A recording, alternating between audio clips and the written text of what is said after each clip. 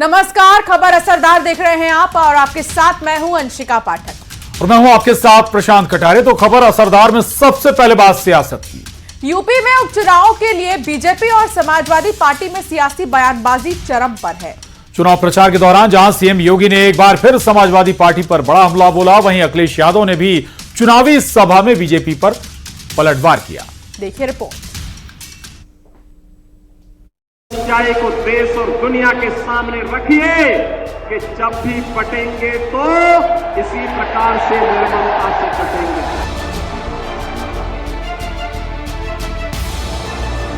UP में 20 नवंबर को उपचुनावों के लिए वोटिंग होनी है। जैसे जैसे दिन नजदीक आते जा रहे हैं, बीजेपी और विपक्ष में जुबानी जंग भी तेज होती जा रही है। कटहरी और मंझवा सीट के लिए प्रचार करने पहुंचे सीएम योगी ने समाजवादी और कांग्रेस पार्टी पर बड़ा हमला बोला। योगी ने कहा कि सरकार में राम भक्तों पर गोलियां चली थी, लेकिन अब अयोध्या में राम मंदिर का निर्माण हो चुका है। 10 साल में हमने बदलते भारत को देखा है। इनको अब आगे बढ़ने का अवसर कतई नहीं देना है, नहीं तो ये लोग फिर इनकी विरासत क्या थी, इनकी विरासत अगर देखना हो तो खान मुबारक ही समाजवादी पार्टी की वास्तविक विरासत है। अतीक अहमद और मुख्तार अंसारी इनकी वास्तविक विरासत है। ये भारत के देवी देवताओं को, भारत के महापुरुषों को सम्मान नहीं देते। डॉक्टर लोहिया तो इसी अम्बेडकर नगर की धरती पर पैदा हुए थे, लेकिन आज की समाजवादी पार्टी डॉक्टर लोहिया और आचार्य नरेंद्र के मूल्य और सिद्धांतों से भटक चुकी है। अखिलेश यादव ने भी अलीगढ़ में प्रचार किया। इस दौरान उन्होंने बीजेपी पर पलटवार किया और कहा कि बीजेपी को सिर्फ मुद्दों से भागना आता है। महंगाई, रोजगार, किसानों पर बात नहीं करती, लेकिन जनता लोकसभा की तरह विधानसभा के उपचुनाव में इनको जवाब जरूर देगी। सीएम योगी पीडीए की नई नई परिभाषा दे रहे हैं, लेकिन बीजेपी की परिभाषा नहीं जानते। ये हमारे मुख्यमंत्री जी हैं जो पीडीए की नई नई परिभाषा दे रहे हैं। पीडीए की तो परिभाषा दे रहे हैं, लेकिन डीएपी का फुल फॉर्म नहीं जानते हैं। पीडीए की तो नई नई परिभाषा है उनके पास, लेकिन डीएपी की परिभाषा नहीं जानते हैं। गुरु पर्व के मौके पर सीएम योगी ने इशारों ही इशारों में नेहरू सरकार पर हमला बोला है। योगी ने कहा कि 1947 में तत्कालीन सरकार चाहती तो ननकाना साहिब भी भारत का हिस्सा होता।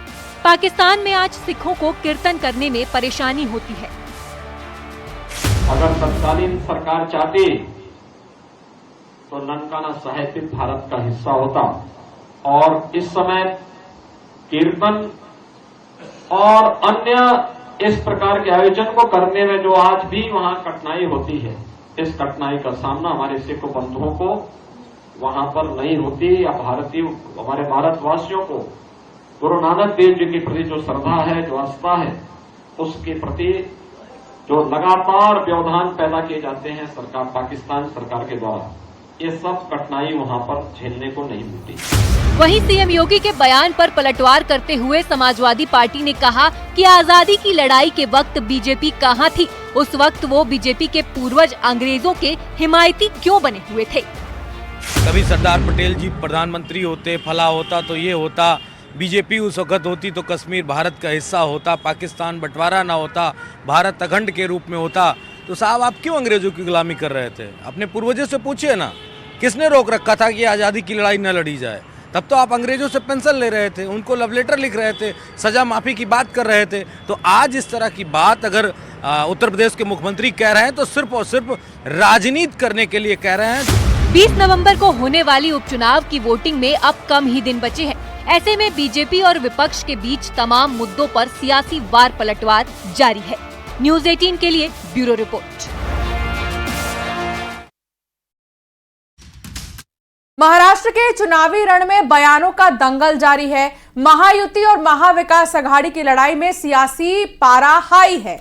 सियासत चौपर पर भी छिड़ी है। अघाड़ी के नेता उनके चौपर की तलाशी पर पक्षपात का आरोप लगा रहे थे, लेकिन अब गृह मंत्री अमित शाह के बैग की भी चेकिंग हुई है।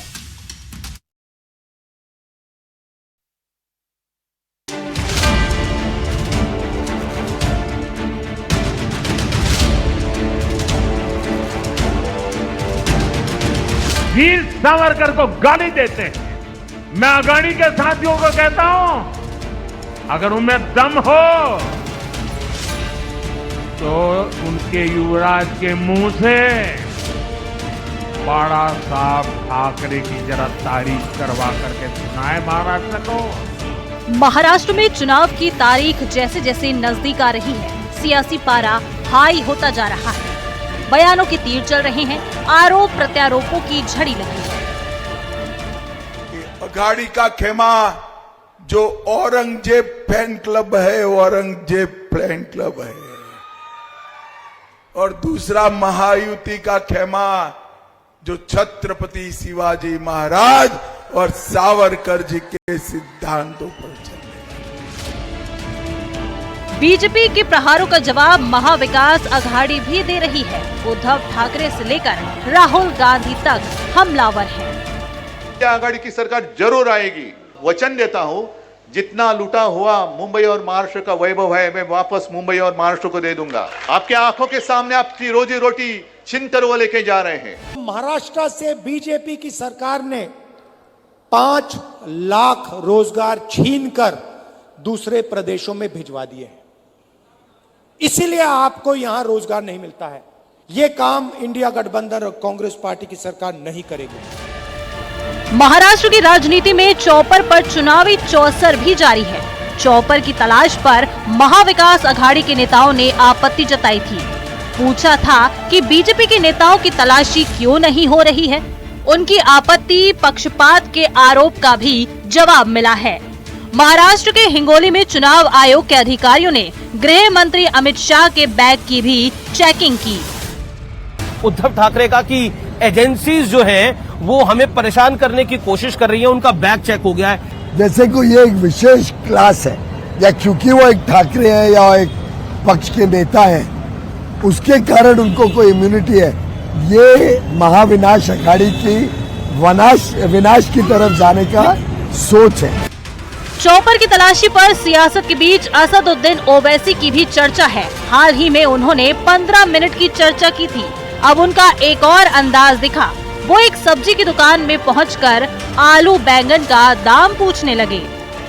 आलू कैसा किलो है? आलू 40 किलो है। कद्दू कैसा किलो है? कद्दू 40 किलो है। फूलगोभी 60 रुपए। गाजर 80 रुपए किलो। यानी ये 6-7 चीजें लिए तो 500 रुपए हो जा रहे हैं। मुझे 1500 रुपए दे के बोला लड़ ली। महायुति और महाविकास अघाड़ी की लड़ाई है। महाराष्ट्र में सियासी पारा हाई है। कौन किस पर भारी है ये तो चुनाव के नतीजों के बाद पता चलेगा, लेकिन फिलहाल जुबानी दंगल जारी है। Bureau report, news 18।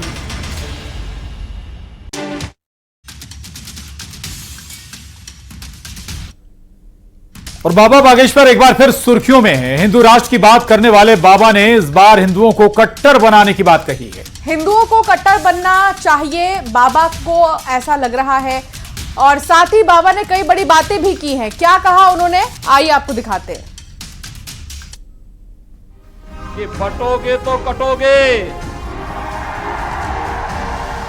एक रहोगे तो नेक रहोगे। को पता लग जाएगा अब ये जो है ब्राह्मण ठाकुर क्षत्रिय वैश्य नहीं बचे, अब ये हिंदू हो गए हैं। हाँ, तो फिर क्या होगा? उनकी ठटरी बनेगी।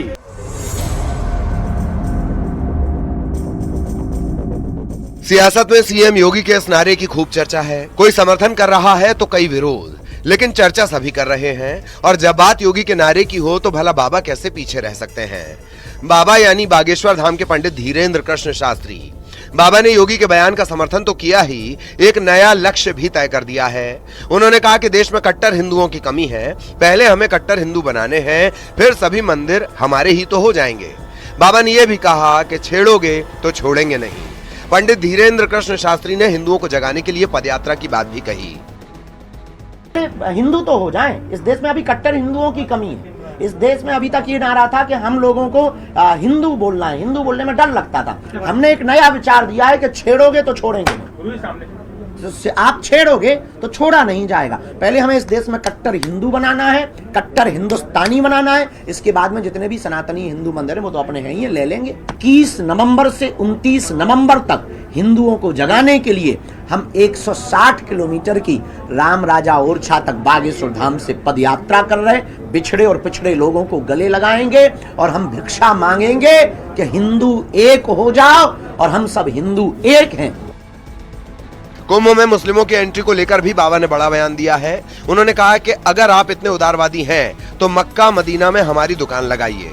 उन्होंने पूछा कि आपको त्रिवेणी का ज्ञान नहीं, संगम संतों का कथा का ज्ञान नहीं, तो आप वहां जा क्यों रहे हो? मक्का मदीना में हमें नहीं बुलाया जाता। आप इतने ही उदारवादी गंगा जमुनी क्यों? मक्का मदीना में हमारी दुकान लगवा दो, हम भी गरीब ही हैं भैया।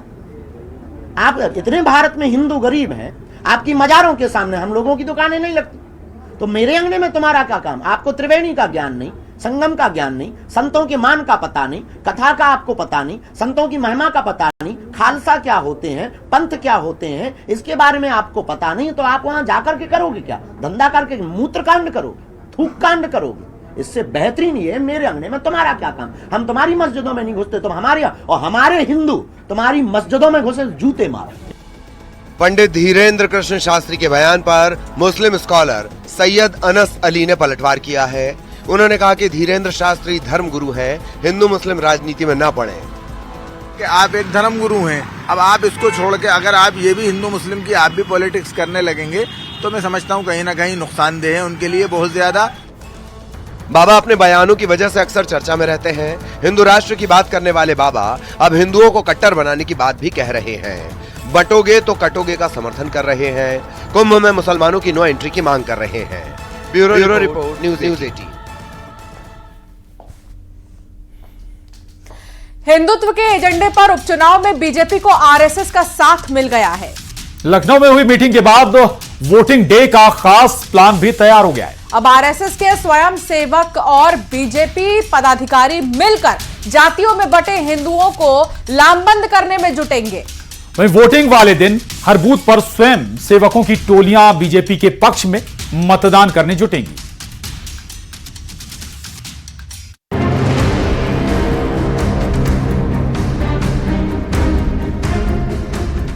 अगर हम बटेंगे तो बांटने वाले महफिल सजाएंगे। कि बटोगे तो कटोगे, एक रहोगे तो नेक रहोगे। कि दुर्बल रहना अपराध है। हम अगर दुर्बल है, असंगठित है, तो उसका मतलब हम अत्याचार को निमंत्रण दे रहे हैं। विधानसभा उपचुनाव में जहां विपक्ष को योगी के बटेंगे तो कटेंगे नारे की काट नहीं मिल रही, वहीं आरएसएस और बीजेपी दोनों में मोदी और योगी के एक रहने और सेफ रहने का नारा फिट हो गया है। अब स्वयं सेवक से लेकर बीजेपी पदाधिकारी तक सभी एक मिशन की तरह जातियों में बटे हिंदुओं को लामबंद करने में जुटे हैं। जिनको विकास पसंद है ऐसे सभी लोग निश्चित रूप से उसमें स्वयंसेवक भी शामिल हैं।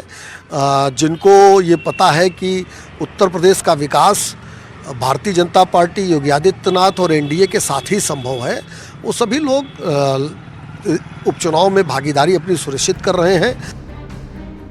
उपचुनाव में बीजेपी को आरएसएस का मजबूत साथ मिल गया है। आरएसएस ने तय किया है उपचुनाव में वोटिंग वाले दिन ताकत से जुटेंगे। हर बूथ पर स्वयं सेवकों की टोलियां होंगी।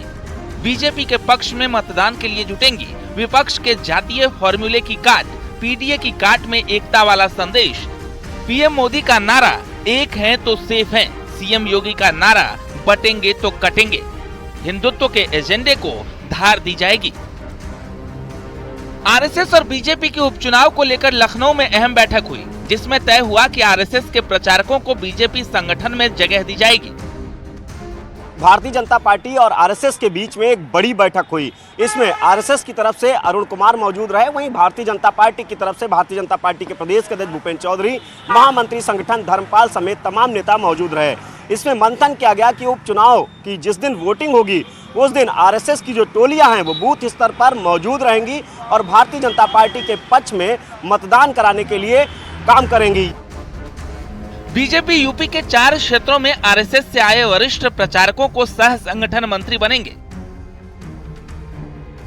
यही नहीं, बूथ स्तर पर स्वयंसेवक भी हिंदुओं की सभी जातियों को लामबंद कर ग्रामीण टोलियों में जुटेंगे।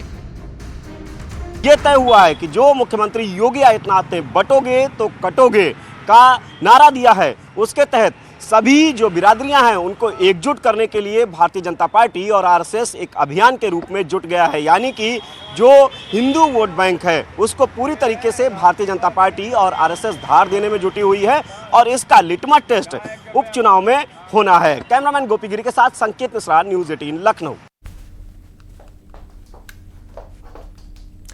बात इंदौर की, जहां मेयर इन काउंसिल सदस्य मनीष शर्मा ने निगम कमिश्नर को पत्र लिखा जिसमें मुस्लिम इलाकों में वाटर टैक्स और प्रॉपर्टी टैक्स को लेकर हुई कार्रवाई की जानकारी मांगी।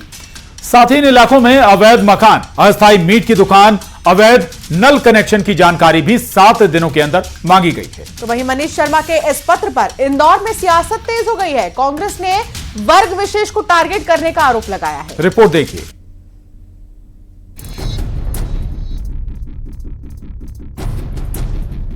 एक लेटर अल्पसंख्यक टारगेट पर। खजराना बंबई बाजार सूचना पर रार। कांग्रेस का वार मुस्लिमों पर निशाना। इंदौर में एक लेटर की चर्चा है। ये पत्र मेयर इन काउंसिल सदस्य मनीष शर्मा ने नगर निगम कमिश्नर को लिखा है। इस पत्र के जरिए कुछ इलाकों की जानकारी मांगी गई है। विवाद की जड़ मांगी गई सूचना नहीं, बल्कि जिन इलाकों की जानकारी मांगी गई है उस पर विवाद छिड़ गया है। चलिए अब आपको बताते हैं मनीष शर्मा ने किन इलाकों की जानकारी मांगी है और उसमें क्या क्या मांगा गया है। लेटर के जरिए मनीष शर्मा ने चंदन नगर, आजाद नगर, खजराना, बंबई बाजार की जानकारी मांगी है। इसमें संपत्ति कर, जल टैक्स कितना दिया, वैध अवैध मकानों पर की गई कार्रवाई, मीट की वैध अवैध दुकानों की जानकारी, अस्थायी दुकानों पर क्या चालानी कार्रवाई हुई, अवैध नल कनेक्शन पर की गई कार्रवाई समेत बाकी जानकारियां मांगी गई हैं। इसे लेकर कांग्रेस ने अल्पसंख्यक वर्ग को टारगेट करने का आरोप लगाया है। पूछना चाहता हूं मनीष मामा जी कि आपको ऐसी कौन सी जानकारी लगी कि इन क्षेत्र में कोई भी टैक्स नहीं भरा जाता, यहाँ पे सब तरह का बकाया है और आपने सिर्फ अल्पसंख्यक क्षेत्रों को क्यों चुना? पूरे शहर की जानकारी लीजिए। राजस्व पूरे शहर के लिए जरूरी है। जहां भी राजस्व नहीं मिल रहा है, जहां से भी राजस्व की प्राप्ति नहीं हो रही, उन पर कार्रवाई कीजिए। टैक्स की बात है तो भी जैसे कांग्रेस के लोग इतना बोखला क्यों गए? भाई टैक्स बाकी है, टैक्स भरना है तो भरना चाहिए। वो अगर कोई अवैध है तो उस पर कार्रवाई बिल्कुल होगी और अगर वैध अगर होता है तो कोई बात नहीं है। तो इनको इतना इस विषय को इतना वो बनाने का क्या है, इसके पीछे का कारण? भाई टैक्स नहीं भर रहे हैं तो आप टैक्स भरें, हमारा यही कहना है। निगम कमिश्नर को जो पत्र लिखा गया उसमें कहीं भी मुस्लिम इलाकों का जिक्र नहीं है, लेकिन जिन इलाकों की जानकारी मांगी गई है वो मुस्लिम बाहुल्य है। इंदौर से मिथिलेश गुप्ता, न्यूज़ 18। और आज देव दिवाली है तो ऐसे मौके पर काशी दुल्हन की तरह सजी है। काशी के घाटों पर भव्य लाइटिंग की गई है। उद्घाटन कार्यक्रम में केंद्रीय मंत्री हरदीप पुरी, राज्यपाल और मुख्यमंत्री योगी भी शामिल हुए। काशी घाटों पर आतिशबाजी से आसमान चमकने लगा। भव्य और दिव्य काशी में देव दीपावली को लेकर लोगों की भीड़ लगी दिखाई दी। तो वाराणसी के देव दीपावली में कटोगे तो बटोगे के एक बार फिर से ये नारा चर्चा में आया हुआ है। पांडे घाट पर इस स्लोगन के साथ 51,000 दीपों से इस नारे को प्रज्वलित किया गया है। मुख्य योगी द्वारा दिए गए इस नारे को देव दीपावली के अवसर पर प्रज्वलित किया गया। संदेश साफ दिया गया कि हिंदू की एकजुटता होनी चाहिए। मुख्यमंत्री के संदेश को आगे बढ़ाने के साथ यहां के आयोजकों से इस थीम पर दीपों को रोशन किया। देव दीपावली के अवसर पर सभी घाटों पर अलग अलग थीम पर सजावट होती है। और उसी क्रम में पांडे घाट पर यह नजारा देखने को मिला जो खासा चर्चा का विषय बना हुआ है। ये देखिए आप, दीपों के जरिए बटोगे तो कटोगे का स्लोगन लिखा गया था। छठा में सीएम योगी का दिया गया नारा खासा आकर्षण का केंद्र बना हुआ है। ये नारा वही है, बटोगे तो कटोगे, जो पूरे उत्तर प्रदेश ही नहीं पूरे देश में भी चर्चा का विषय बना हुआ। आज वाराणसी के देव दीपावली में आकर्षण का केंद्र बन गया है। वाराणसी के पांडे घाट पर स्थित यहाँ के आयोजकों ने बकायदा 51,000 दीपों से बटेंगे तो कटेंगे को प्रज्वलित किया है। यह विशेष तौर से अलग थीम पर यह किया गया है। बनारस के सभी घाटों पर एक अलग अलग थीम देखा जाता है, तो इस घाट के आयोजकों ने इस थीम को निर्धारित किया। उनका साफ कहना है कि जो सीएम योगी का जो ये नारा है वो बिल्कुल हमारी एकजुटता को प्रदर्शित करता है, और यही कारण है कि देव दीपावली पर हमने 51,000 दीपों से यह नारा लिख करके एक बड़ा संदेश दिया है ताकि हिंदू एकजुट रहे। फिलहाल यह जो पूरा नारा है वो आते जाते लोगों के लिए खासा आकर्षण का केंद्र बना हुआ है, और इसी के साथ इस भव्य देव दीपावली में यहाँ के आयोजकों ने एक बड़ा संदेश भी दिया है। रवि पांडे, न्यूज़ 18 वाराणसी। बदमाशों ने कमाई करने के लिए एक नया धंधा शुरू कर दिया है, जैसा नाम वैसा ही काम है। जी हां, जबलपुर के शहपुरा में पेट्रोलियम डिपो एरिया में टैंकरों से पेट्रोल डीजल चुराया जा रहा है, जिसका लाइव वीडियो भी सामने आया है। अब लोगों को डर इस बात का है कि डीजल पेट्रोल चुराने वाले स्मोकिंग भी करते हैं। ऐसे में एक चिंगारी भीषण ब्लास्ट करा सकती है। सिर्फ शहपुरा ही नहीं, जबलपुर का आसपास का इलाका भी पूरी तरह से तबाह हो सकता है।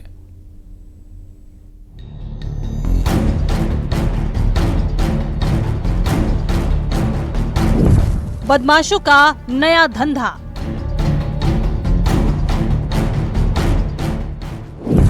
टैंकरों से तेल की चोरी लाइव।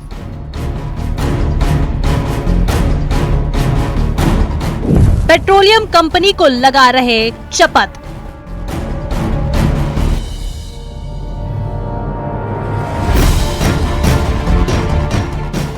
इन तस्वीरों को ध्यान से देखिए और समझिए, ये खेल क्या चल रहा है। ये खेल है चोरी का। बदमाशों का नया धंधा है। पेट्रोल और डीजल की चोरी लाइव आप देख सकते हैं।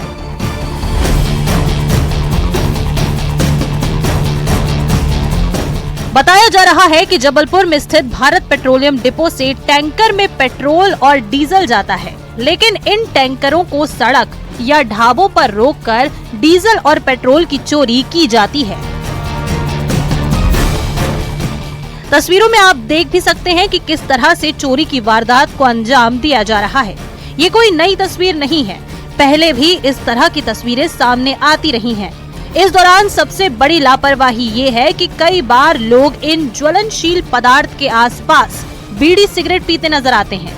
ऐसे में बड़ा हादसा होने की आशंका बनी रहती है। उनकी जांच कराई जाएगी, विजुअल किस स्थान के हैं, कहां के हैं, कब के हैं, और अगर ऐसा कोई कानून का वायलेशन पाया जाता है तो उसमें सख्त कार्रवाई की जाएगी। फिलहाल पेट्रोल और डीजल की चोरी का वीडियो काफी वायरल हो रहा है। पुलिस की ओर से मामले में कार्रवाई की बात कही जा रही है, लेकिन कब होगी कार्रवाई, ये बड़ा सवाल है।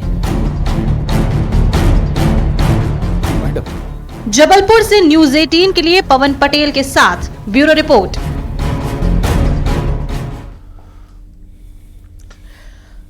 और खबर असरदार में फिलहाल इतना ही। बने रहिए न्यूज़ 18 के साथ।